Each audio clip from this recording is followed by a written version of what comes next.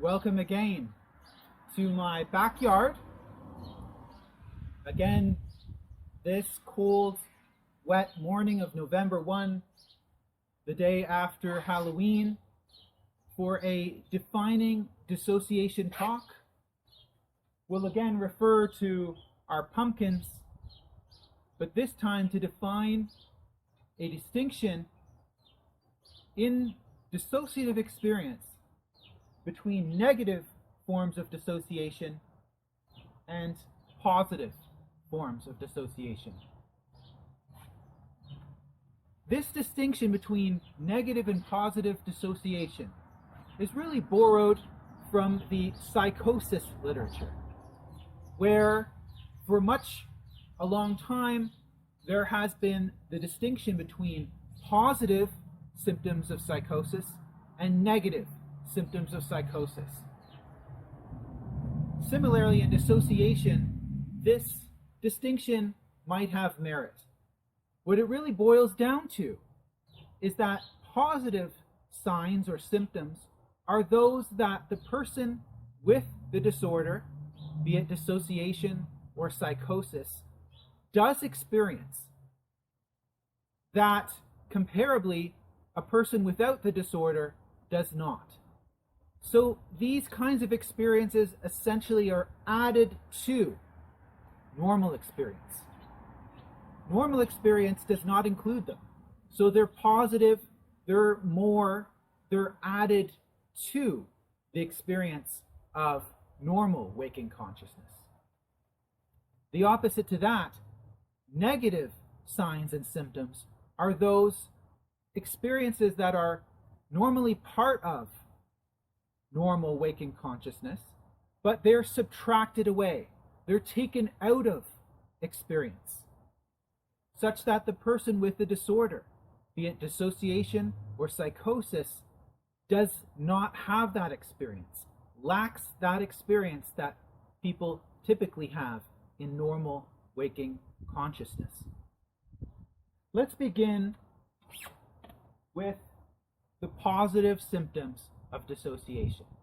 And I will make reference to our four-dimensional model, whereby two of these dimensions seem to be indicative of positive signs of dissociation. The first is an alteration of our sense of time. And here, these are most easily described in terms of the flashback experience of reliving a traumatic life event. Normally, people are not experiencing their past memories in the present. This is a new kind of experience that comes about as a result of dissociation and PTSD. Here, the flashback experience is something that typically in the normal population, this is not occurring. So this is added to the experience of the person with PTSD or a dissociative disorder. This alteration in one's sense of time, bringing the past into the present, is a positive sign of dissociation. Another is the experience of voice hearing. Here, normally people are experiencing their thoughts as if they're their own thoughts. And typically it's a sort of singular voice that they experience in their head, the inner thinker. But with voice hearing, we hear other voices, as if other voices are talking to us in our head. This is not a particularly frequent kind of an experience that people are going to have in the general population. Research has shown that this does occur with some frequency, but where a person is experiencing many voices, and especially voices of different ages, for example, child voices, this is particularly perhaps a sign of a dissociative disorder that would want to assess further. So these presence of voices are added to the normal way of experiencing one's thoughts. So there are positive signs of dissociation. But now let's talk about the 4D model, the next two dimensions, in terms of negative signs of dissociation. Recall, negative signs of dissociation are those that are sort of subtracted, taken out of normal experience. Normally, we experience our body as a whole. All parts of our body are recognized and owned as part of our body. My hands, my fingers, I know they're a part of my body. I know they're connected physically to the rest of my body. I see them as part of me. But in a trauma-related dissociative disorder, this experience of partial disembodiment, perhaps part of the body is subtracted out of one's experience of one's physical self. It's taken out of that experience. It's subtracted from it. So it is seen as a negative sign and symptom of dissociation. Similarly, in terms of emotions, normally we experience our emotional life with a certain color.